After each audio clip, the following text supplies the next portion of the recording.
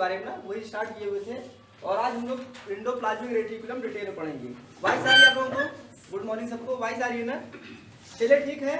तो last time में हम लोग बात कर रहे थे, एक बड़ी इंटरेस्टिंग बात, थोड़ा सा बैक करते हैं। और आज आपको बताए थे ना कल वाले लेक्चर में कि आप लोगों को एक सीक्वेंस बताने वाले हैं ना, सिग्नल सीक्वेंसेस के बारे में बताने वाले हैं। तो पहले कुछ बेसिक चीजें आपको समझा देते हैं, फिर आपका डिफरेंट टाइप की जो सिग्नल सीक्वेंसेस हैं उनको मैं आपको लिखवाता हूँ, और उसके बाद आपको मैं बताऊंगा एसआरपी और एसआरपी रिसेप्टर के बारे में ना डिटेल में बताऊंगा। पूरा जब पाथवे आपका एंडोप्लाज्मिक रेटिकुलम का हो जाएगा तो फिर एक एक चीज को डिटेल में मैं आपको दिखाऊंगा, ठीक है। आज हम लोग को कोशिश रहेगी कि एंडोप्लाज्मिक रेटिकुलम का एटलीस्ट कम से कम हाफ पार्ट जो है वो खत्म हो जाए, ठीक है। चलिए हम लोग स्टार्ट करते हैं, और इसको मैं करता हूँ पहले।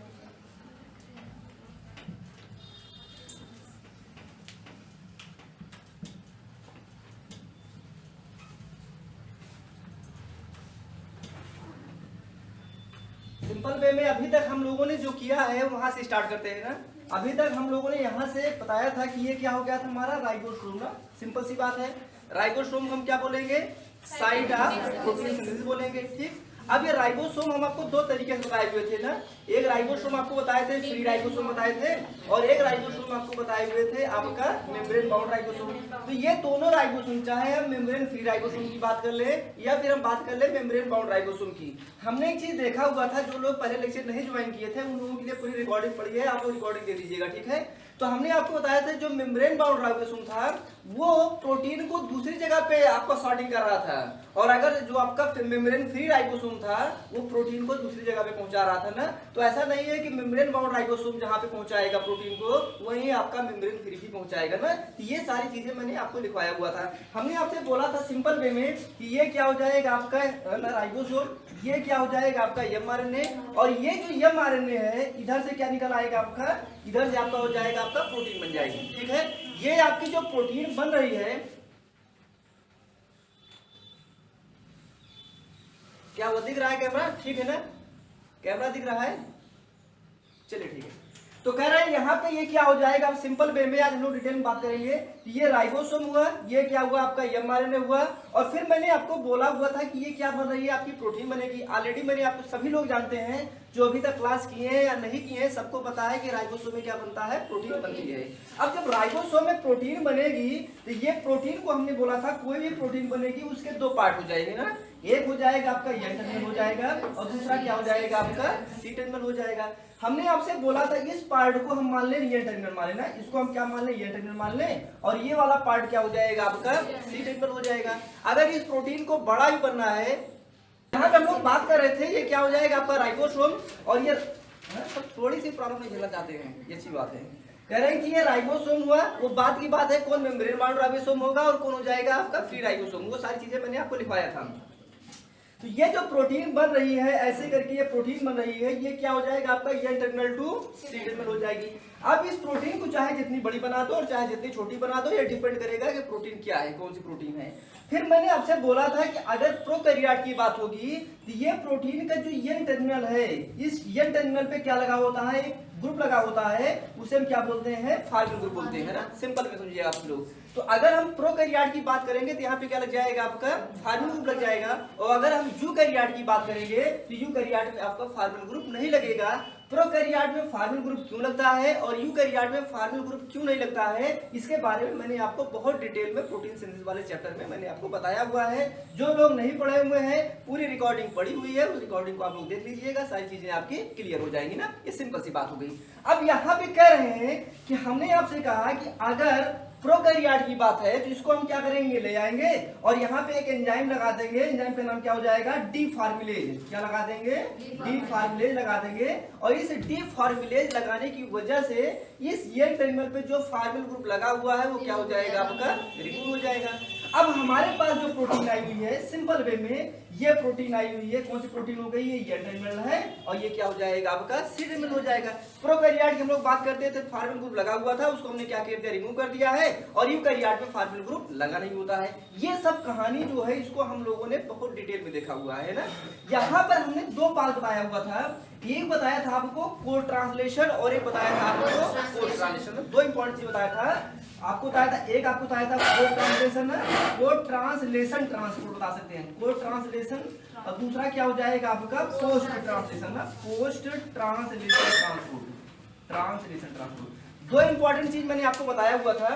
तो कोड ट्रांसलेशन मतलब क्या हुआ, जब प्रोटीन का मॉडिफिकेशन और जब प्रोटीन की सॉर्टिंग प्रोटीन के सिंथेसिस के साथ साथ हो रही है तो वो क्या हो जाएगा आपका कोड ट्रांसलेशन हो जाएगा। और जब प्रोटीन का मॉडिफिकेशन या प्रोटीन की सॉर्टिंग प्रोटीन की पूरी सिंथेसिस होने के बाद हो रही है तो वो क्या हो जाएगा आपका कोड ट्रांसलेशन हो जाएगा। क्लियर? तो कहने का मतलब अगर यहाँ पे देखिए ये क्या हो रहा है, अभी राइबोसोम है, राइबोसोम में आपकी ये प्रोटीन बन रही है, तो ये भी राइबोसोम है, राइबोसोम में भी आपकी ये प्रोटीन बन रही है, इसका मतलब ये क्या हो जाएगा अभी यहाँ पे ये आपका कोड ट्रांसलेशन है ना। तो दो वर्ड हमारा क्लियर हुआ, एक हुआ आपका कोड ट्रांसलेशन, दूसरा क्या हो गया आपका पोस्ट ट्रांसलेशन। आप सभी लोगों को मैंने इसके बारे में डिटेल में बताया हुआ था। अब हमने आपसे कहा कि ये जो प्रोटीन बन रही है ना, राइबोसोम में जो प्रोटीन बन रही है अभी ये पूरी तरीके से इमेच्योर प्रोटीन है ना, इसको ये नहीं पता है कि हमें क्या करना है और हमें क्या नहीं करना है, इसका हमें क्या कराना है मॉडिफिकेशन कराना है सिंपल वे में। और मॉडिफिकेशन मेनली आपका दो जगह पे होता है, एक हो जाएगा आपका एंडोप्लाज्मिक रेटिकुलम हो जाएगा और दूसरा क्या हो जाएगा आपका गोल्गी बॉडी हो जाएगा। एंडोप्लाज्मिक रेटिकुलम भी जो होता है वो आपका दो तरीके से होता है, एक आरईआर हो जाएगा और दूसरा क्या हो जाएगा एससीआर हो जाएगा। अगर हम प्रोटीन की बात करते हैं तो कहाँ पे होगा आपका आरईआर में होगा ना। हमें क्या करना है, इस प्रोटीन को मैच्योर करना है, इस प्रोटीन को हमें क्या करना है मॉडिफाई करना है। और जब इसको मॉडिफाई करना है इसका जो मॉडिफिकेशन होता है वो प्रोटीन सिंथेसिस के ड्यूरेशन में ही हो जाता है, होने लगता है। अच्छा जैसे हम आपको बताएंगे ट्रांसक्रिप्शन के बारे में, तो ट्रांसक्रिप्शन हम लोग पढ़ते हैं ना, तो जब हम लोग डीएनए से आरएनए बनाते हैं, एमआरएनए बनाते हैं, तो एमआरएनए जब एमआरएनए बनता रहता है उसी ड्यूरेशन में आपकी कैपिंग और टेलिंग होना स्टार्ट हो जाती है ना। मतलब एक चीज होती है साथ साथ हो जाए और एक चीज होती है बात बात हो ना, तो वहां पे जो आपका होता है वहां पे वो क्या हो जाएगा पोस्ट ट्रांसक्रिप्शनल मॉडिफिकेशन। ध्यान दीजिएगा वहां पे क्या हो जाएगा पोस्ट ट्रांसक्रिप्शनल मॉडिफिकेशन। मतलब मान लीजिए इसको हम क्या मान लें न्यूक्लियस मान लें, ये आपका डीएनए हो जाएगा, डीएनए से क्या हो जाएगा आपका आरएनए बनेगा। यहाँ पे जो एमआरएनए बन रहा है इस एमआरएनए में क्या होगा आपका कैपिंग भी लगेगी, टेलिंग भी लगेगी, क्यों लगेगी वो सब एक बात की बात है ना, उसको हम आपको डिटेल बताएंगे। तो कह रहे हैं कि वहां पे जो होगा ये आरएनए के जब आरएनए बन रहा है उसी के ड्यूरेशन में होता है। अच्छा बड़ा कंफ्यूजन लोगों में रहता है ये जो आपकी कैपिंग और टेलिंग लगी हुई है ये एमआरएनए के सिंथेसिस के बाद हो रही है या फिर एमआरएनए की सिंथेसिस के ड्यूरेशन में हो रही है। तो एमआरएनए की सिंथेसिस के ड्यूरेशन में जैसे वहां पे ये होता है, सेम बात यहाँ पे ये जो आपका राइबोसोम है जिसमें अभी आपकी प्रोटीन बन रही है उसका मॉडिफिकेशन क्या होगा प्रोटीन की सिंथेसिस के साथ साथ होगा।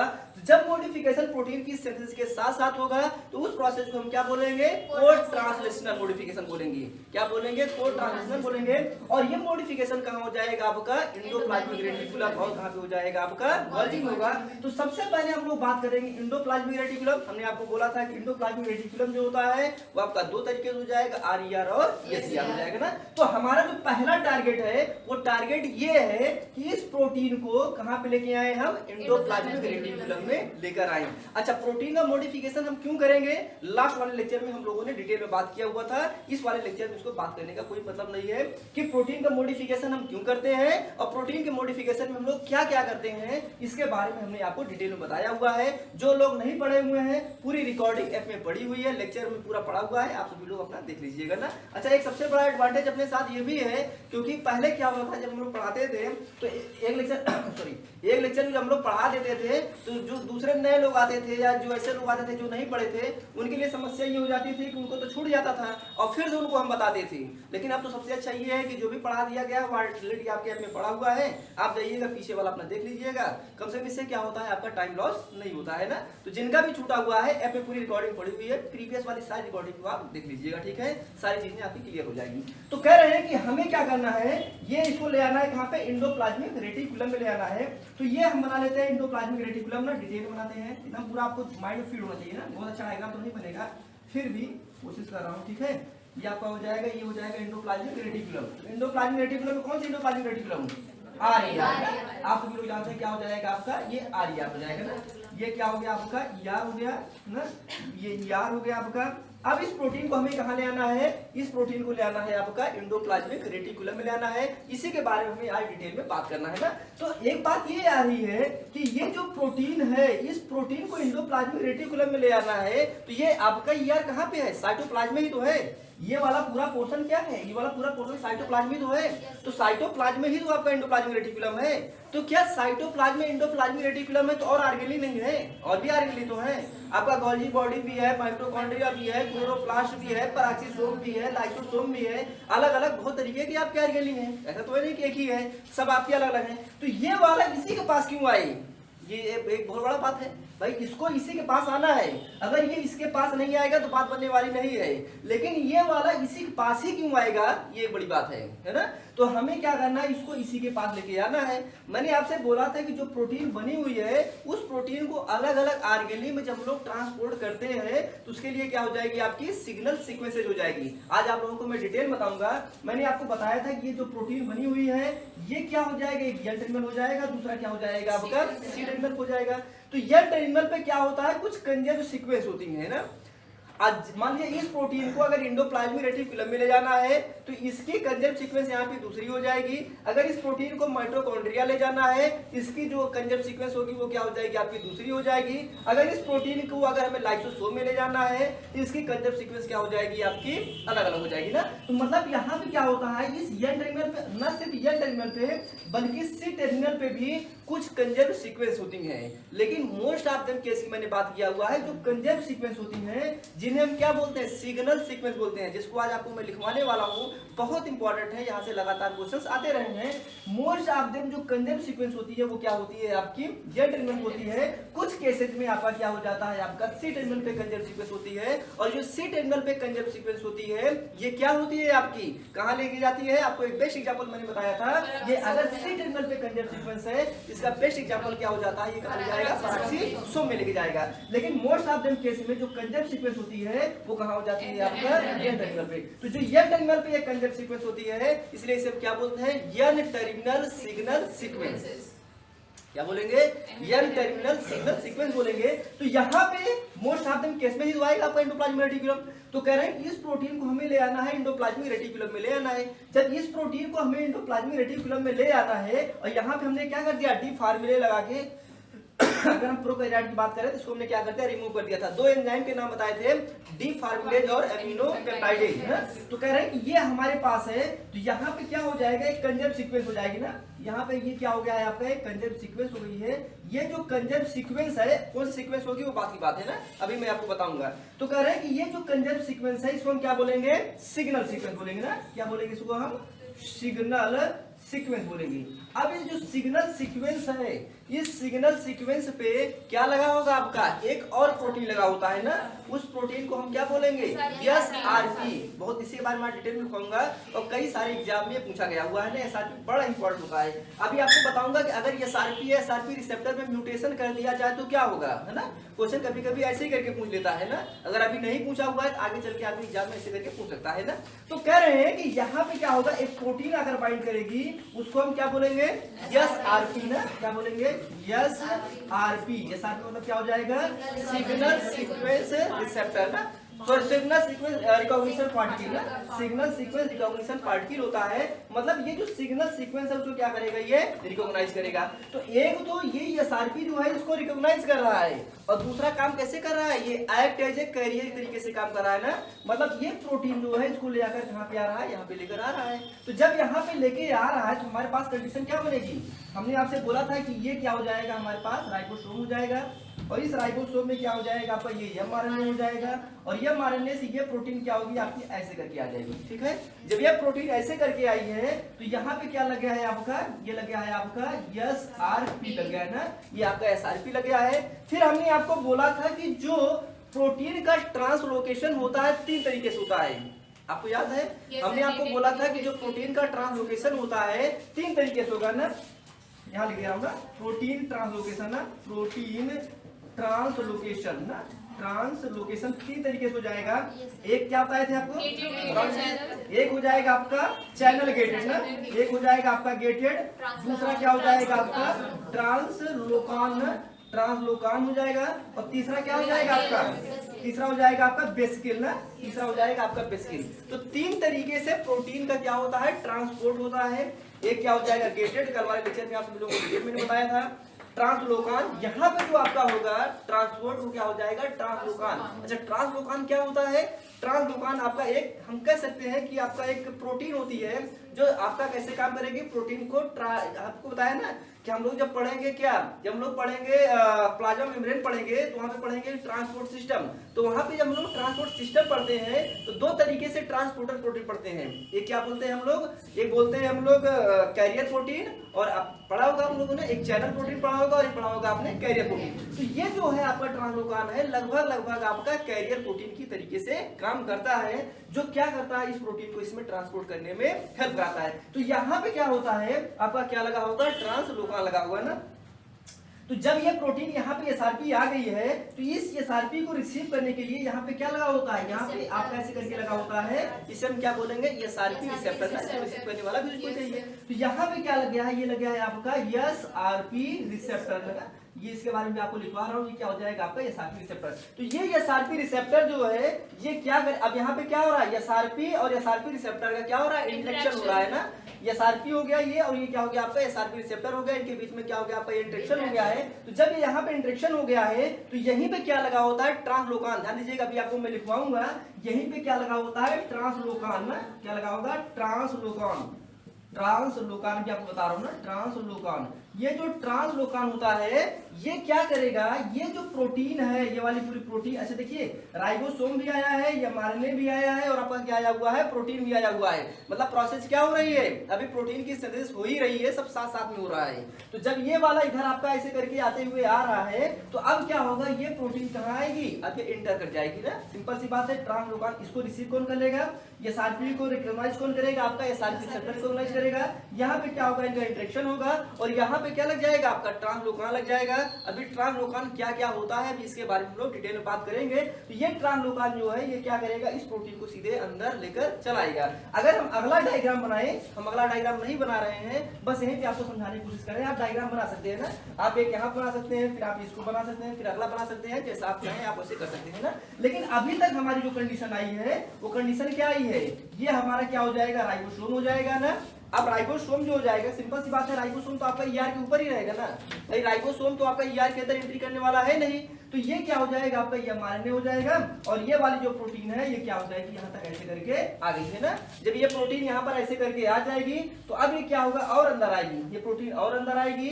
यहाँ पे बाद की बात है, आपको बताऊंगा, सिग्नल पेप्टाइडेज होगा, एक एंजाइम आएगी, वो सिग्नल पेप्टाइडेज क्या करेगा, प्रोटीन को कट कर देगी, और प्रोटीन क्या हो जाएगी आपकी यहाँ पे आके सीधे एंडोप्लाज्मिक रेटिकुलम में आ जाएगी। और जब प्रोटीन आपका एंडोप्लाज्मिक रेटिकुलम में आएगी तो 3-4 मॉडिफिकेशन आपको मैंने बहुत इंपॉर्टेंट बताया हुआ था, वैसे तो मैं आपको बहुत बताऊंगा लेकिन 3-4 बड़ा इंपॉर्टेंट है। एक क्या हो जाएगा आपका, प्रोटीन फोल्डिंग ना, एक क्या होगा यहाँ पे, प्रोटीन की फोल्डिंग वगैरह होगी ना, प्रोटीन की फोल्डिंग होगी। यहाँ पे क्या लग जाएगा, चैप्रान वगैरह लगेगा ना, इसके बारे में हम लोग बात करेंगे, चैप्रान के बारे में बात करेंगे। दूसरा इंपॉर्टेंट क्या हो जाएगा, यहाँ पे डाइसल्फाइड बॉन्ड का फॉर्मेशन हो जाएगा। डाइसल्फाइड बॉन्ड का फॉर्मेशन क्यों होता है इसके बारे में भी आप सभी लोगों को मैंने बताया था, क्या हो जाएगा आपका, डाइसल्फाइड बॉन्ड फॉर्मेशन ना, डाइसल्फाइड बॉन्ड फॉर्मेशन हो जाएगा। और तीसरा क्या हो जाएगा आपका, ग्लाइकोसाइलेशन हो जाएगा ना। तीसरा इंपॉर्टेंट बात जो है वो क्या हो जाएगा, ग्लाइकोसाइलेशन ना। ग्लाइकोसाइलेशन मतलब क्या होगा अभी आपको बताऊंगा। तो कह रहे हैं कि ये जो प्रोटीन आ रही है तो लीनियर आ रही है ना, ये जो प्रोटीन आ रही है तो आपकी लीनियर आ रही है। तो जब ये प्रोटीन आपकी लीनियर आ रही है इसको हमें क्या करना है, फोल्डिंग वगैरह करना है। सिंपल सी बात है, फोल्डिंग मतलब क्या हुआ, जो आपका लीनियर है उसको क्या कर देना है, फोल्ड कर देना है। अब जब प्रोटीन को हम फोल्ड करेंगे तो डाइसल्फाइड बॉन्ड उसमें बनेगा, सिंपल सी बात है। आप कह रहे हैं कि जब प्रोटीन को हम फोल्ड करेंगे तो दो चीज हो जाएगा ना, एक कोवैलेंट और दूसरा क्या हो जाएगा आपका नॉन कोवैलेंट बॉन्ड। अगर हम कोवैलेंट बॉन्ड की बात करेंगे तो वो क्या हो जाएगा आपका डाइसल्फाइड बॉन्ड का फॉर्मेशन कर देगा। और तीसरा क्या हो जाएगा, इस प्रोटीन के साथ अगर हम शुगर लगाएंगे, शुगर को जोड़ेंगे तो ये क्या हो जाएगा आपका ग्लाइकोसाइलेशन। और ग्लाइकोसाइलेशन को भी मैंने आपको बोला था दो तरीके से होता है, एक ये ग्लाइकोसाइलेशन होता है और एक ओल ग्लाइकोसाइलेशन होता है। उसके बारे में हम लोग बाद में बात करेंगे, डिटेल बात करेंगे ना। तो इस तरीके से ये आपकी प्रोटीन यहाँ पे आ गई है। जब ये आपकी पूरी प्रोटीन आ गई है तो अभी प्रोसेस पूरी यहाँ से स्टार्ट हो जाएगी। तो ये जो कहानी मैंने आपको बताया, ये पूरी स्टोरी जो है ये क्या है आपका राइबोसोम से कहां पहुंचने के लिए आपका एंडोप्लाज्मिक रेटिकुलम के लिए है ना। अब आपको मैं एक टेबल लिखवाने जा रहा हूं, बड़ी इंपॉर्टेंट टेबल है कि ये जो आपका सिग्नल सीक्वेंसेज होता है ना, मैंने आपको दो चीज बताया था कल। एक बताया था ये एन टर्मिनल हो जाएगा ना, ये एन टर्मिनल, और दूसरा क्या हो जाएगा आपका ये सी टर्मिनल हो जाएगा। तो जो ये एन टर्मिनल है, हमने आपसे बोला कि यहाँ पे क्या होगा, अलग अलग कंजप्ट सीक्वेंस होती है ना, तो ये अलग अलग कंजप्ट सीक्वेंस होती है, मतलब अलग अलग सिग्नल सीक्वेंसेज होती हैं। ये जिस तरीके की सिग्नल सीक्वेंसेज होती है वो उस तरीके से उसकी अलग अलग आर्गेनली में क्या करते हैं, इस प्रोटीन को ट्रांसपोर्ट करते हैं। और एक चीज मैंने आपको कल और बताया था, कॉप फर्स्ट, कॉप सेकेंड और बेस्किल के बारे में बताया था। और एक चीज मैंने और उसके साथ साथ और बताया था, क्लेथरीन कोटेड बेस्किल ना। तीन इंपॉर्टेंट चीज हमने बात किया था। कॉप फर्स्ट, तीन क्या चार चीज बात किया था। कॉप के बारे में बताया था, हमने आपको बोला था कॉप दो तरीके से हो जाएगा, कॉप फर्स्ट और कॉप सेकेंड हो जाएगा। तीसरा मैंने आपको, दूसरा हमने आपको बेस्किल बताया था, तीसरा हमने आपको क्लेथरीन कोटेड बेस्किल बताया था, और चौथी इंपॉर्टेंट चीज मैंने आपको जो बताया था वो एडाप्टर प्रोटीन के बारे में बताया था ना। AP1, AP2 और AP3 के बारे में आप सभी लोगों को मैंने बताया हुआ था। जो लोग नहीं पढ़े हुए हैं, मैंने इसीलिए कहा था कि जो लोग नहीं पढ़े हुए पुराना वाला लेक्चर जरूर देख के आया करें ना। फ्यूचर में जब भी आप क्लास करने आया करें, ठीक है, एटलीस्ट मेरी क्लास जब करने आप आया करें, तो कम से कम अगर आप पुराने वाले लेक्चर किए हैं, अगर आप चलो ठीक आए हैं तो कोई बात ही नहीं है, अगर नहीं आए हैं तो पूरी रिकॉर्डिंग करके आप लोग आया करिए, ठीक है। फ्यूचर में जब भी आप आया करिए, किसी दिन अगर आपकी क्लास मिस हो गई है तो पुरानी वाली रिकॉर्डिंग आप लोग देख के आया करिए, जिससे क्या हो जाए कि आपका पूरा बैकअप वहां से रहे ना, फिर हमें वहां पे बैक जाके आपको बताने की जरूरत न पड़े ना। क्योंकि अगर हम बैक पे जाके बताएंगे तो फिर टाइम भी लॉस होगा और कुछ नहीं होने वाला है ना। हमारे पास क्या है, टाइम की हम लोगों के पास कमी है, बहुत पढ़ना है, बहुत डिटेल में पढ़ना है, टाइम अभी इतना है नहीं। टाइम तो है लेकिन सिलेबस इतना ज्यादा है, अगर फॉर्मेलिटी पढ़ना हो तो कहो फिर ये 2 महीने में खत्म कर दे सिलेबस ना। ये जो कहानी इतना देर से बता रहा हूँ ना, इतने देर में तो एंडोप्लाज्मिक रेटिकुलम और आपका गोल्जी बॉडी दोनों खत्म हो गया होता ना। लेकिन ये है कि हम इसलिए आपको बता रहे हैं डिटेल में कि आप थोड़ा सा टाइम ले लो, लेकिन इस तरीके से पढ़ लो कि इससे आया हुआ भी कोई भी क्वेश्चन आपका गलत ना होने पाए ना। इसलिए अगर आपको ज्यादा डिटेल में पढ़ना है तो टाइम देना पड़ेगा। उसके लिए आपको बैक जाने के लिए इतना टाइम अपने पास नहीं है कि पर डे जाके बैक जाके वहां पे हम लोग बात करें ना। इसलिए आप लोग कोशिश किया करिए कि जो पुराने वाले लेक्चर्स हैं, उन पुराने वाले लेक्चर्स को आप लोग पूरी तरीके से देख लिया करिए, जिससे आपके माइंड में पूरी एक मैकेनिक फिट हो जाए ना कि कैसे कैसे वर्क हो रहा है, आपको रटने की जरूरत ना पड़े ना। तो बताइए, इतने कुछ आपको रटने की जरूरत है क्या? इतने में आपको कुछ रटने की जरूरत नहीं है ना। तो अब हम लोग जो बात करने वाले हैं, तो हमने कहा कि 4 इंपॉर्टेंट चीज के बारे में बात किया था। ये चारों चीजों को मैं एक साथ लिखवा रहा हूँ ना। एक बात हो जाएगा आपका सिग्नल सीक्वेंस के बारे में ना 4 चीज क्या हो जाएगा हमारा, एक हो जाएगा सिग्नल सीक्वेंस ना, एक हो जाएगा आपका सिग्नल सीक्वेंस की बात हो जाएगी। अब सिग्नल सीक्वेंस के साथ क्या आ जाएगा आपका, सिग्नल सीक्वेंस रिसेप्टर हो जाएगा। हम दूसरी बात जो बात करेंगे वो बात करेंगे कॉप के बारे में। आपको बताया है कॉप जो होता है आपका कॉप फर्स्ट हो जाएगा, और दूसरा क्या हो जाएगा आपका कॉप सेकेंड हो जाएगा। फिर हमने आपको इसमें बताया है बेस्किल के बारे में आपको बताया हुआ है, और फिर हमने आपको जो बताया हुआ है क्लेथरीन कोटेड बेस्किल ना। हम लोग बात कर रहे थे क्लेथरीन कोटेड बेस्किल के बारे में बात कर रहे थे, इसके बारे में भी हम लोग बात करेंगे। और एक चीज हमने जो इंपॉर्टेंट बताया था वो बताया था एडाप्टर प्रोटीन ना। इन सारी चीजों के मैंने काम आपको बताए थे। एडाप्टर प्रोटीन में आपका क्या हो जाएगा, AP1 हो जाएगा, AP2 हो जाएगा, और तीसरा क्या हो जाएगा आपका AP3 हो जाएगा। इसके बारे में आप सभी लोगों को मैंने डिटेल में बताया हुआ था ना। आप लोग जब कल वाला लेक्चर देख लेंगे तो आप सभी लोगों को सारी चीजें क्लियर हो जाएंगी ना। तो पहले हम लोग क्या करते हैं, जो सिग्नल सीक्वेंसेज हैं उनको हम लोग लिख लेते हैं, तब हम लोग डिटेल में बात करते हैं SRP के बारे में। क्योंकि ये SRP और SRP रिसेप्टर बड़ा ही इंपॉर्टेंट है, ये यहाँ से क्वेश्चन हमेशा आता रहा है, फिर इसके बारे में हम लोग बात करते हैं ना। तो चलिए ठीक है, आप लोग थोड़ा सा लिखिए, एक साइड डालिए, आप बड़ी टेबल बनाइए, आप लोग बड़ी टेबल बनाइए, और उस बड़ी टेबल में आप लोग लिखिए, एक साइड लिखिए आप लोग सिग्नल सीक्वेंसेज, एक साइड लिखिए आप लोग सिग्नल सीक्वेंसेज, सबसे किनारे सिग्नल सीक्वेंसेज ना, ऐसे बनाइए आप। रब कर दूं क्या इसे, रब कर दूं, चलो बनेगा, आप बना लीजिए, बनाइए ऐसे बना लीजिए। एक साइड लिखिए आप लोग सिग्नल सीक्वेंसेज, फिर लिखिए आप टाइप ऑफ प्रोटीन, सभी लोग लिखेंगे। एक साइड आप लिखेंगे सिग्नल सीक्वेंसेज, दूसरे बगल क्या लिखेंगे आप लोग, टाइप ऑफ प्रोटीन। तीसरा लिखिए आप लोग ट्रांसपोर्ट स्टेप, तीसरा आप लोग लिखेंगे ट्रांसपोर्ट स्टेप, तीसरा ट्रांसपोर्ट स्टेप। और चौथा क्या हो जाएगा आपका बेस्किल टाइप, क्या हो जाएगा बेस्किल टाइप। पहला क्या हो जाएगा, क्या हुआ आपका सिग्नल सीक्वेंसेज,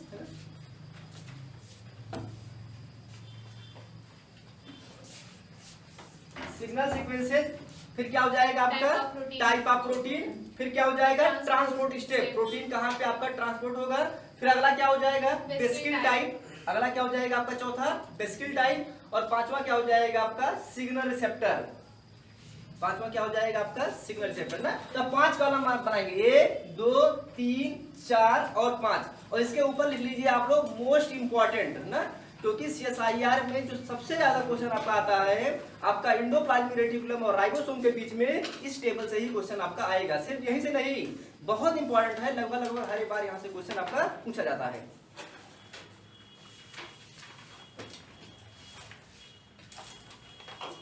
सबसे पहले लिखिए आप लोग KDL, पहले सीक्वेंस लिखिए आप लोग, यहाँ पे लिखिए KDL। तो आपको क्या ये बताया ना आपको,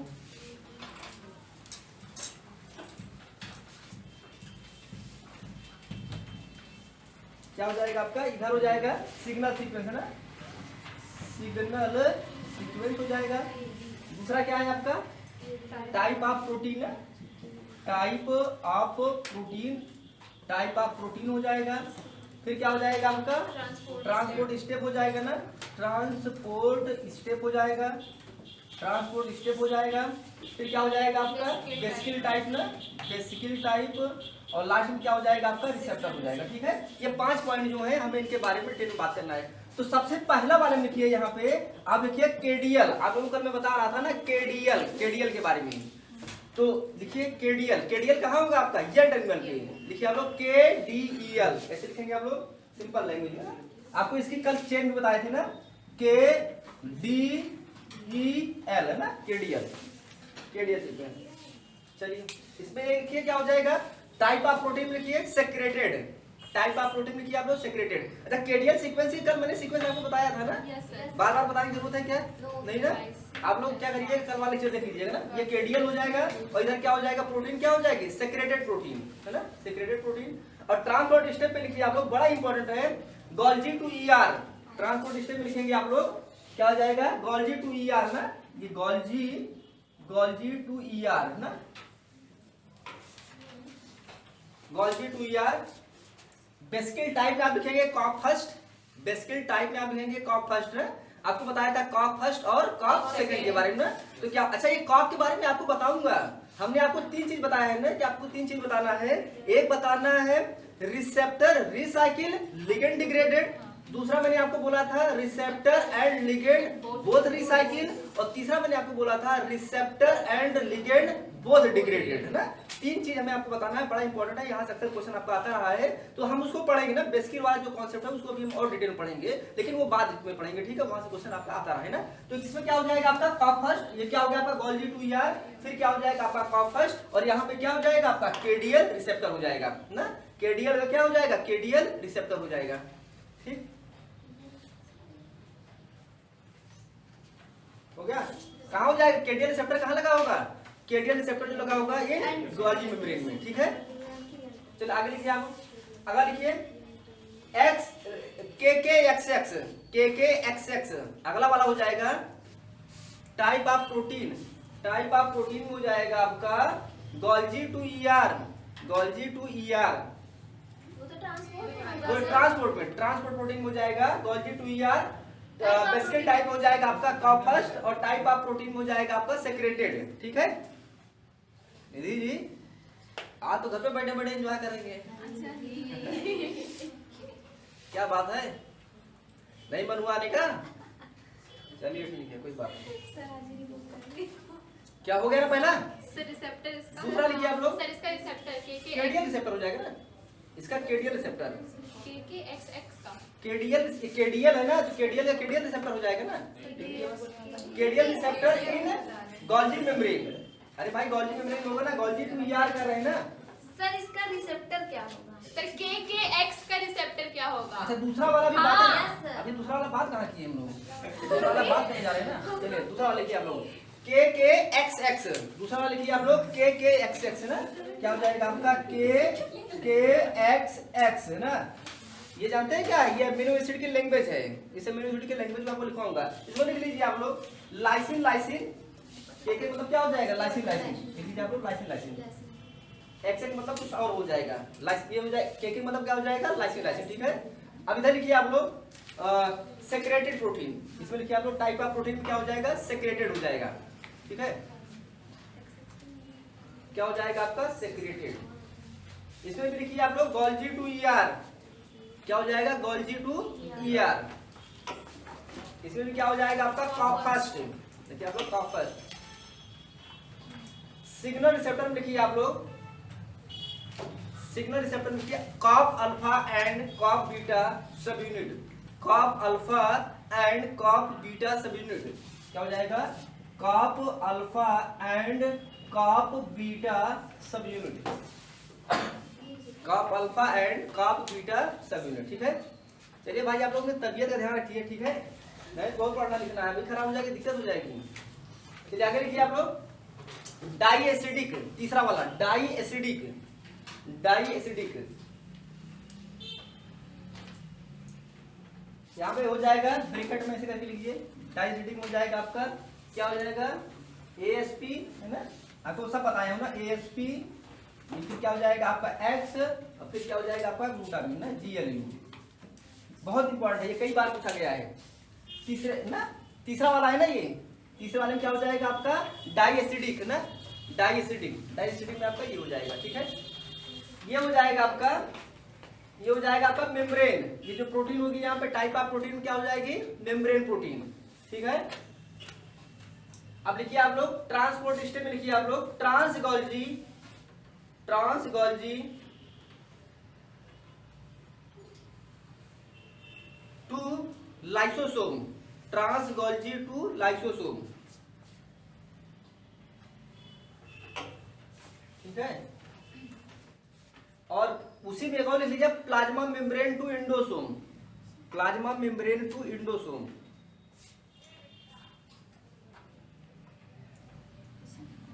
अब इसमें लिखिए आप लोग का फर्स्ट लिख रहे थे ना आप लोग, यहाँ पे लिखिए आप लोग इसमें हो जाएगा आपका क्लेथरिन, क्लेथरिन। अच्छा एक बात बताओ आप लोग, अच्छा किसका लिख रहे हो? अच्छा डाइसिडी का लिख रहे हो ना? अच्छा इसमें हो जाएगा कॉप सेकंड, सॉरी क्लेथरिन नहीं होगा, कॉप सेकंड हो जाएगा। अभी तक हम लोग कॉप सेकंड नहीं होगा, किसमें? इसी में कॉप सेकंड ही होगा। देखो पहले डाई डाइएसिडिक का जो है, डाइएसिडिक हो जाएगा वो आपका हो जाएगा कॉप सेकंड। डाइएसिडिक में लिखिए आप लोग ना मेम्ब्रेन, फिर क्या हो जाएगा आपका? सर आप लिखवाए हैं किसमें क्लैथरीन कोटेड ही होगा। किसमें आप लिखवाए हैं सर? अरे फिर से लिखिए, कंफ्यूज हो गए होंगे भाई। फिर नहीं लिखिए। सर कॉपी में लिखा हुआ कंफ्यूज कैसे होगा? सर ये देखिए सुनिए पहले मेरी बात, पहले वाले में हो जाएगा केडियल, केडियल में क्या हो जाएगा आपका? सेक्रेटेड, मिला लीजिए एक बार फिर से।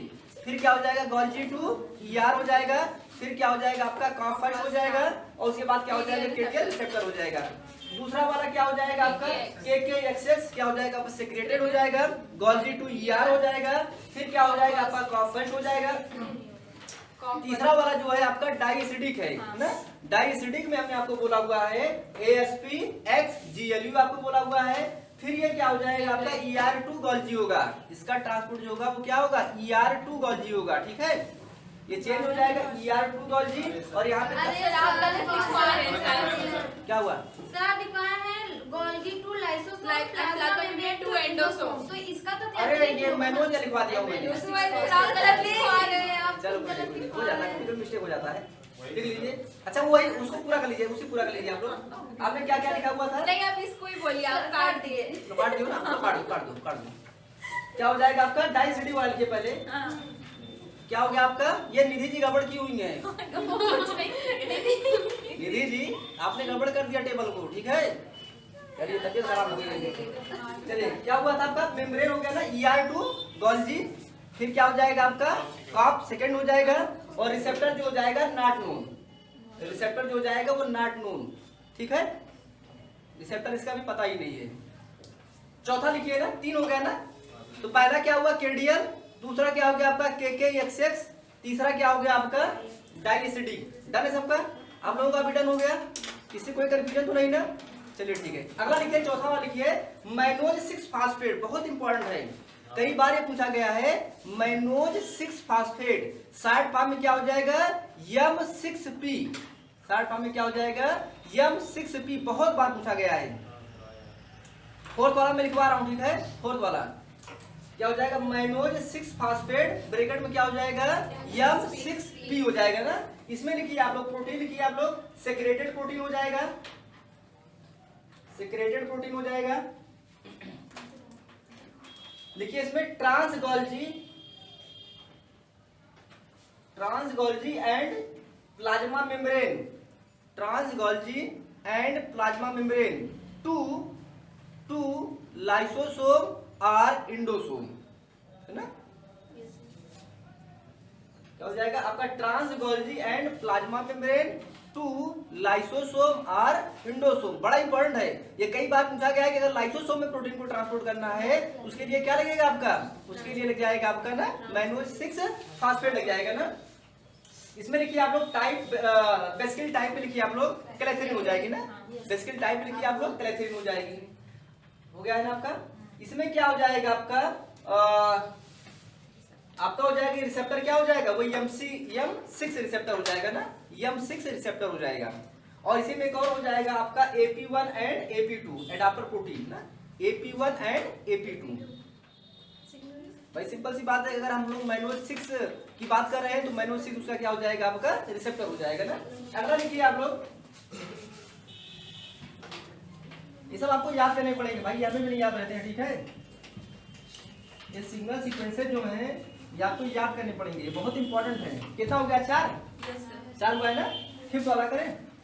फिफ्थ वाला जो है आपका टायरोसिन, नहीं याद रहता है, यक्स और ये हो जाएगा आपका, ठीक है? ठीक है आप लोग। मेम्ब्रेन, ये क्या हो जाएगा आपका? प्रोटीन क्या हो जाएगी आपकी? मेम्ब्रेन हो जाएगी ना, मेम्ब्रेन। ट्रांसपोर्ट स्टेप क्या हो जाएगा आपका? ट्रांसपोर्ट स्टेप हो जाएगा plasma membrane to endosome. Transport step हो जाएगा प्लाज्मा मेम्ब्रेन टू इंडोसोम, ठीक है? फिर क्या हो जाएगा आपका? क्लेथरिन। बेसिकली टाइप में क्या हो जाएगा?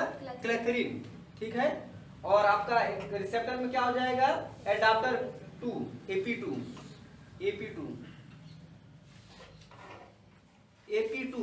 हो गया है।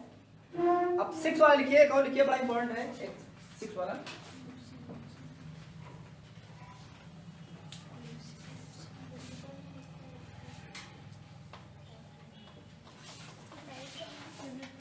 LU ना, इसे हम शॉर्ट फॉर्म में बोलते हैं LL, ठीक है? LL।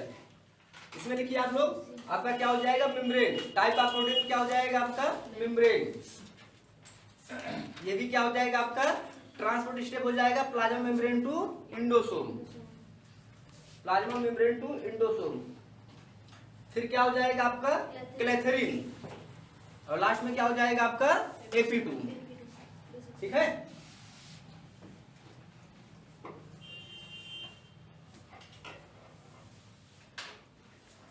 अब एक ये हो गया आपका 5-6, ठीक है? 5-6 हो गया है। और अगर आपको किसी को कहीं कंफ्यूजन होगा ना टेबल में, अगर आपने गलत मत लिखिएगा, ये बड़ा इंपॉर्टेंट है। हम आपको इसकी जो टेबल है ना, इसकी पूरी टेबल जो है मैं आपको व्हाट्सएप कर दूंगा, और व्हाट्सएप में एक बार आप मिला लीजिएगा, ठीक है?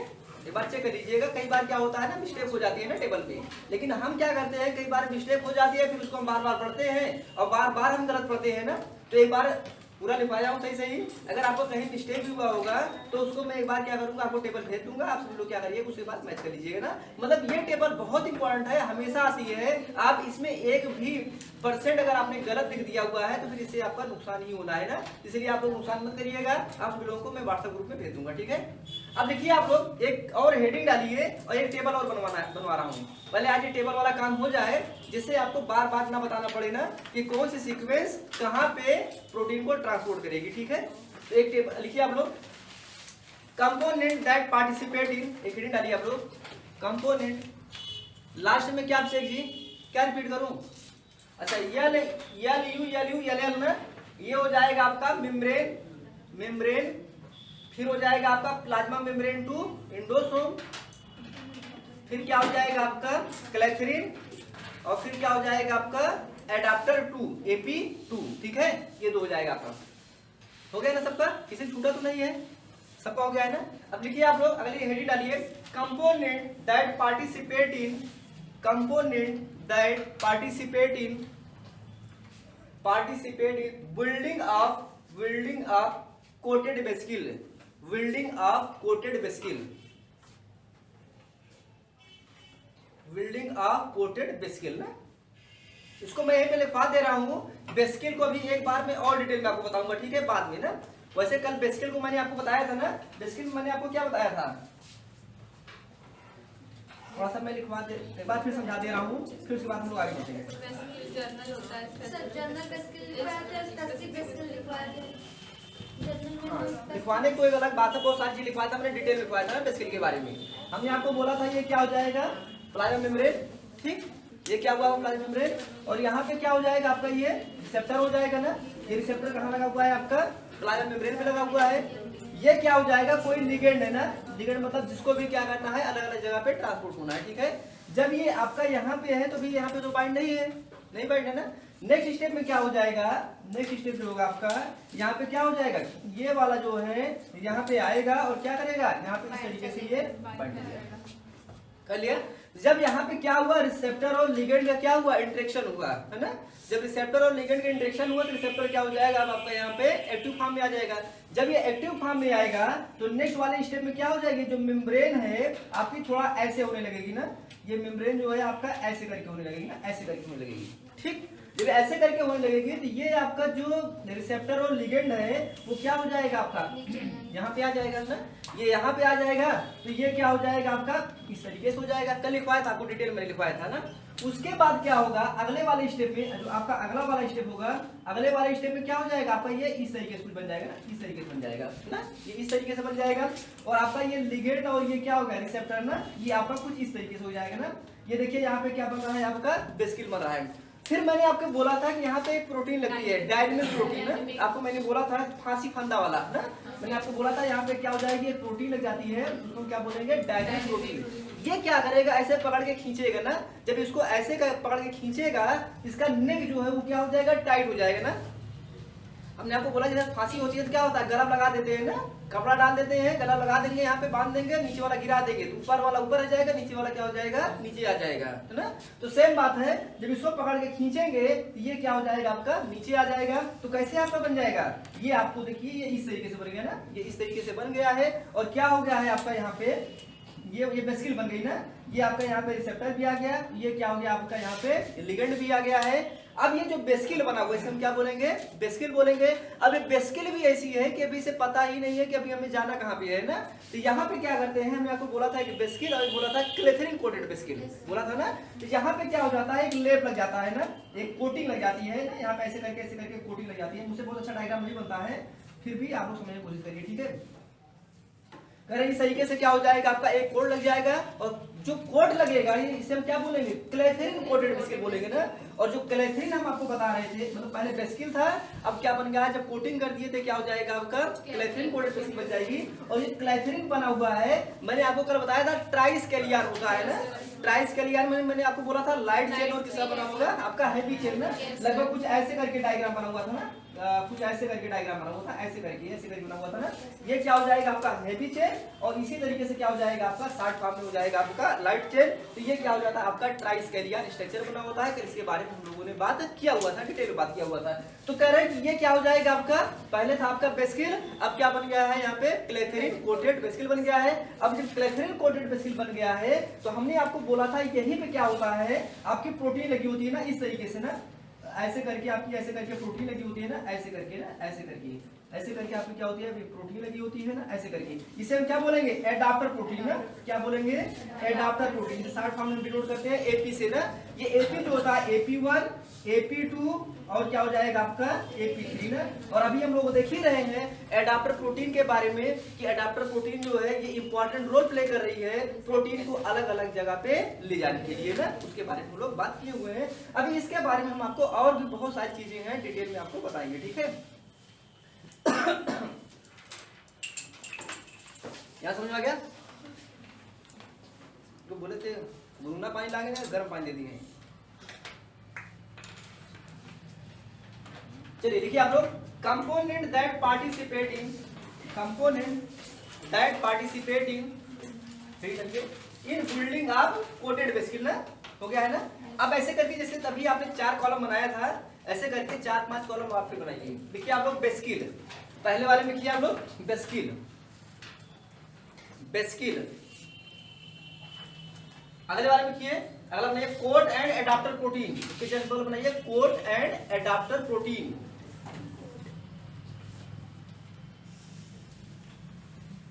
अगला लिखिए आप लोग small GTP small GTP binding protein. Third वाला small GTP binding protein, small GTP binding protein. अब फिर अगला लास्ट वाला लिखिए transport step, transport step, transport step लिखिए है ना। 4 कॉलम आपने बनाया हुआ है। पहला क्या हो जाएगा बेस्किल, दूसरा कॉलम क्या हो जाएगा कोड एंड एडाप्टर प्रोटीन, फिर अगला कॉलम क्या हो जाएगा स्मॉल जीटीपी बाइंडिंग प्रोटीन, और फिर क्या हो जाएगा आपका ट्रांसपोर्ट स्टेप हो जाएगा ना। तो हम एक एक करके आपको बोलते जा रहे हैं, उसके आगे आगे क्या करिएगा आप लोग लिखते जाइएगा ना। जब इतनी पूरी टेबल हो जाएगी तो एक क्वेश्चन तो आपका यहीं से बन जाएगा, ठीक है। उसके बाद फिर हम आपको एसआरपी लिखवाएंगे, एसआरपी रिसेप्टर लिखवाएंगे, फिर डिटेल में जितना हम लोगों ने पढ़ा हुआ है उसकी लैंग्वेज लिखवा देंगे। जब लैंग्वेज आप लिख लेंगे, जितना हम लोगों ने भी ड्राफ्टिंग फॉर्म में किया हुआ है, जब आपका ये पूरा कंप्लीट हो जाएगा, फिर उसके बाद हम लोग क्या करेंगे, फिर आपको बताएंगे मॉडिफिकेशन के बारे में। तो पहले हम लोग ये जुगाड़ लगा लें कैसे वो यहाँ से यहाँ तक पहुंचा हुआ है, फिर इसके बाद जो है हम लोग बात करेंगे उसका मॉडिफिकेशन के बारे में। मॉडिफिकेशन में हम लोग जो बात करेंगे ग्लाइकोसाइलेशन, प्रोटीन फोल्डिंग ना, डाइसल्फाइड बॉन्ड फॉर्मेशन, उसके अलावा भी और सारी चीजें होती है, उनको हम लोग क्या करेंगे एक एक करके डिटेल में बात करेंगे, ठीक है। देखिए आप लोग पहले वाले क्लेथरीन, पहला वाले में किया आप लोग क्लेथरीन, क्लेथरीन देखिए आप लोग यहाँ पे इसमें लिखिए दूसरे वाले स्टेप में ना क्या हो जाएगा कोट एंड एडाप्टर प्रोटीन लिखिए clathrin heavy and light chain, clathrin heavy and light chain, heavy and light chain adaptor protein 2 AP2, AP2 उसे आगे हो लिखिए AP2 एडाप्टर प्रोटीन 2। अब लिखिए आप लोग स्मॉल जीटीपी बाइंडिंग प्रोटीन में, स्मॉल जीटीपी बाइंडिंग प्रोटीन में लिखिए ARF। आपको कल वाले बता रहे थे ARF, बताया था ना। ARF को भी और मैं डिटेल में आपको बताऊंगा, लेकिन सिर्फ अभी इतना समझिए आप क्या हो जाएगा आपका ARF ना, क्या हो जाएगा ARF ना, ये क्या हो जाएगा आपका ARF ना। देखिए आप लोग लिखिए ट्रांसपोर्ट स्टेप लिखिए plasma membrane to endosome, transport step लिखिए आप लोग plasma membrane to endosome, plasma membrane to endosome. Done. अगला लिखिए आप लोग, ये पहला हो गया ना, दूसरा लिखिए आप लोग, दूसरे में भी क्या हो जाएगा आपका क्लेथरीन, क्लेथरीन। फिर इसमें लिखिए आप लोग कोट वाले में light and heavy chain, light and heavy chain comma AP1, comma AP1। वहां पे हम लोग बात किए थे किसके बारे में AP2 के बारे में। यहाँ पे हम लोग जो हमने बताया ना अभी यहाँ पे जो बना हुआ है हमारा AP1 भी बना हुआ है और AP2 भी बना हुआ है ना। तो यहाँ पे क्या हो जाएगा आपका, ये हो जाएगा AP1। पहले वाले में क्या हुआ था AP2 और यहाँ पे क्या हो जाएगा आपका, दोनों में सिर्फ एक ही अंतर है। वहां पे क्या था आपका क्लेथरीन था, वहां पे भी भाई सिंपल सी बात है, क्लेथरीन की अगर बात हो रही है तो आपका लाइट और हैवी चेन की ही बात होगी। तो वहां पे जो था आपका AP2 था और यहाँ पे क्या हो जाएगा सेकंड वाले में आपका AP1। इसमें भी क्या हो जाएगा आपका GTP वाले में ARF, GTP वाले में क्या हो जाएगा आपका ARF। अभी क्या हो जाएगा ट्रांसपोर्ट स्टेप में Golgi to endosome, transport step में क्या हो जाएगा गोल्जी टू इंडोसोम। ठीक, चेंज हो गया नहीं हो गया। पहले क्या था आपका PM2 इंडोसोम, तो अब की बार क्या हो गया है गोल्जी टू इंडोसोम, चेंज हो रहा है ना। अगला लिखिए आप लोग फिर क्लेथरीन, तीसरा वाला क्लेथरीन। इसमें लिखिए आप लोग light and heavy chain, light and heavy chain, और फिर क्या हो जाएगा AP3 light and heavy chain. इस बार क्या हो जाएगा आपका AP3, AP3। इसमें क्या हो जाएगा आपका ARF, ARF सब में ही रहेगा ना ARF। इसमें क्या हो जाएगा Golgi to endosome, Golgi to endosome, Golgi to endosome. और ब्रैकेट में लिख लीजिए आप लोग ईस्ट, ब्रैकेट में लिखिए आप लोग ईस्ट। ठीक है, अगला लिखिए आप लोग, 3 हो गए, 3 हुआ ना, 3 अलग अलग ना, एक AP2 फिर AP1 और फिर क्या हो जाएगा आपका AP3। तीनों क्या हो जाएंगे अलग अलग जगह पे ट्रांसपोर्ट कर रहे हैं। ठीक है, अब अगला लिखिए आप लोग कॉप फर्स्ट, अगले में लिखिए आप लोग कॉप फर्स्ट। इसमें लिखिए आप लोग कोट एंड एडाप्टर प्रोटीन, लिखिए आप लोग कोट एंड एडाप्टर प्रोटीन में कॉप अल्फा, कॉप अल्फा, फिर beta beta dash, beta beta dash, gamma delta epsilon, काम लगाते जाइएगा आप लोग। COP alpha beta beta dash gamma delta epsilon, हो गया है सबका, हो गया ना, कोड वाले में हो गया ना, इसकी सब यूनिट है ये। इसमें देखिए क्या हो जाएगा आपका जीटीपी बाइंडिंग में ARF, जीटीपी बाइंडिंग क्या हो जाएगा ARF, ठीक है ARF हो जाएगा। फिर ये क्या हो जाएगा आपका Golgi to ER, Golgi to ER। अच्छा एक गोल्जी टू ER आपने लिखा हुआ है ना, इसके बगल एक ब्रैकेट लिखिए आप लोग, आपको बताऊंगा रेट्रोग्रेड ट्रांसपोर्ट। आपको दो चीज होता है कि इंटीरियोग्रेड होता है रेट्रोग्रेड ट्रांसपोर्ट, आपको बताऊंगा बाद में, ठीक है पहले लिख दिया लोग रेट्रोग्रेड ट्रांसपोर्ट, कल आपको बताऊंगा इसके बारे में डिटेल में। Retrograde RETRO retrograde GRAD grade transport ना, ये क्या होता है आपका दो होता है ना, रेट्रोग्रेड और क्या हो जाएगा इंटीरियोग्रेड। अब इसके बारे में हम लोग कल वाले लेक्चर में बात करेंगे, ठीक है। अगला लिखिए लास्ट वाला COP second, COP second, COP second लिखिए आप लोग। अब इसमें लिखिए कोट वाले में SEC सेक 23, SEC सेक 23 ऑब्लिक सेक 24 कॉम्प्लेक्स, 24 कॉम्प्लेक्स, ठीक है। फिर और नीचे लिखिए आप लोग सेक 13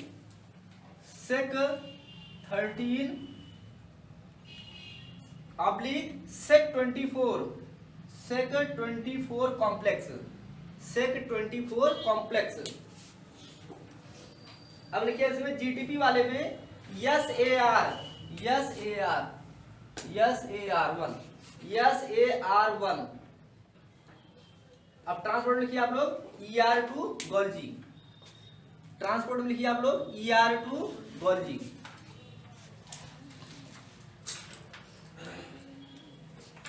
हो गया ER2 गोल्जी, हो गया ना। तो ये बात रही आपका किसके बारे में, ये आपका डिटेल में रहा सिग्नल सीक्वेंसेस के बारे में, है ना, बेस्किल के बारे में, कॉप के बारे में, एडाप्टर प्रोटीन के बारे में। बहुत इंपॉर्टेंट, इसके आगे दोनों को आगे लिख लीजिए मोस्ट इंपॉर्टेंट। और ये वाली टेबल कल मैं आऊंगा तो पूरी टेबल सुनूंगा, ध्यान रखिएगा, मोस्ट इंपॉर्टेंट टेबल है, आप सभी लोग ध्यान रखिएगा, आप लोगों से सुनूंगा, ठीक है, आप लोगों से भी सुनूंगा। इस आपको 10-12 पॉइंट जो मैंने आपको लिखवाया है, यहां से आपके 4 नंबर के क्वेश्चन आने वाले हैं, हमेशा आते ही रहे हैं। और कल वाले लेक्चर में जब मैं आऊंगा तो कभी भी आप लोगों से कुछ भी सुनूंगा ना, यहाँ से आप लोग आज जाइएगा लाइन टू लाइन इसको तैयार करके आइएगा, ठीक है। और एक बार में आपको नहीं याद होगा, ये भी ध्यान रखिएगा, आप इसको 10 बार पढ़ेंगे तब जाके आपको ये तैयार होगा ना। अगर आज ही तैयार करके आएंगे तो फिर क्या होगा, आपको आज ही तैयार हो जाएगा, जब आप तैयार हो जाएगा तो यहाँ से टेंशन आपकी खत्म हो जाएगी, ठीक है। तो ये बात रही आपका कि कैसे आप इसको यहाँ तक पहुँचा रहे हैं। अब उसके बाद हम लोग जो बात करेंगे वो बात करने वाले हैं किसके बारे में, SRP के बारे में बात करने वाले हैं ना। SRP क्या होता है इसके बारे में लोग बात करेंगे ना। ये क्या हो जाएगा आपका SRP साइकिल ना। SRP के बारे में मैंने बहुत सारी चीजें बताया है, ड्राफ्टिंग में बना रहा हूँ, आप लोग ड्राफ्टिंग बनाइए वाली, बहुत ज्यादा कुछ बताने तो है नहीं। SRP से आप लोगों का नोन तो है नहीं, SRP का नाम तो सुन ही लिया है आप लोगों ने ना। अब इसके बारे में थोड़ा सा आपको डिटेल बता देता हूँ।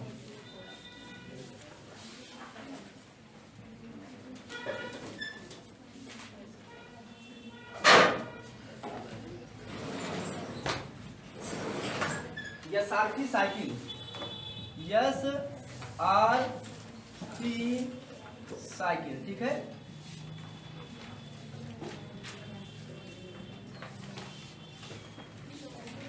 बताइए आप लोग फुल पेज बनाइएगा ना, आपको बताया था ना ऐसे करके, पूरा ऐसे करके ना ओपन करके आप बनाइएगा ना फुल पेज में, ठीक है।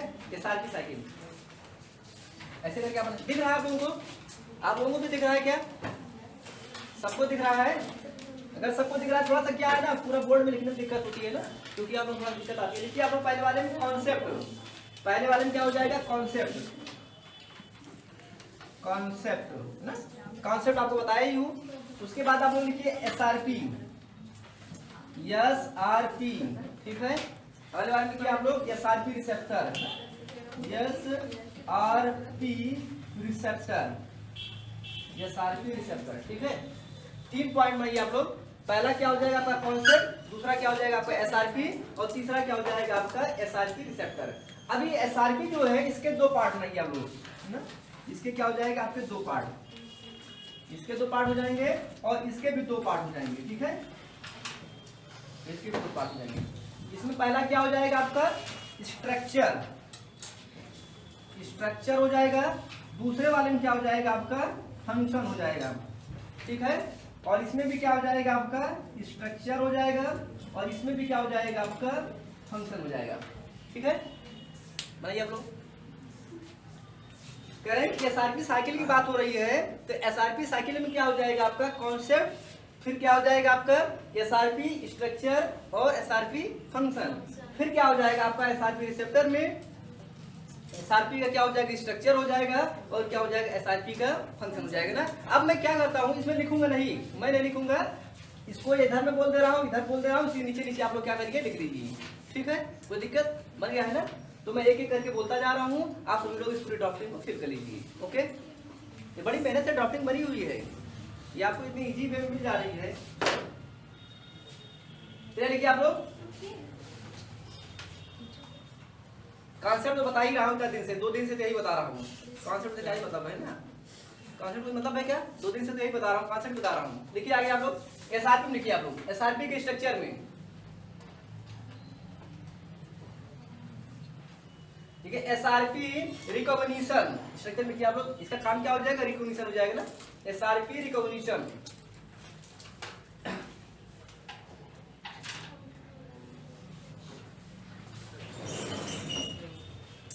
पॉइंट पॉइंट करते जाइएगा, ऐसे लिखिए। पहला काम क्या करेगी ये एसआरपी रिकॉग्निशन ना, रिकॉग्निशन काम करेगा। अगला पॉइंट से लिखिए आप लोग recognise ear terminal end of, पहला पॉइंट क्या आप लोग recognise ear terminal end of polypeptide chain, recognise ear terminal of polypeptide chain, recognise ear terminal of polypeptide chain. अगला पॉइंट लिखिए इसी में, अगला point SRP consist of, SRP consist of, बगल वाले में अगला पॉइंट भाई 2 हो गया ना, तीसरा point SRP consist of complex of, SRP consist of complex of 300 nucleotide length,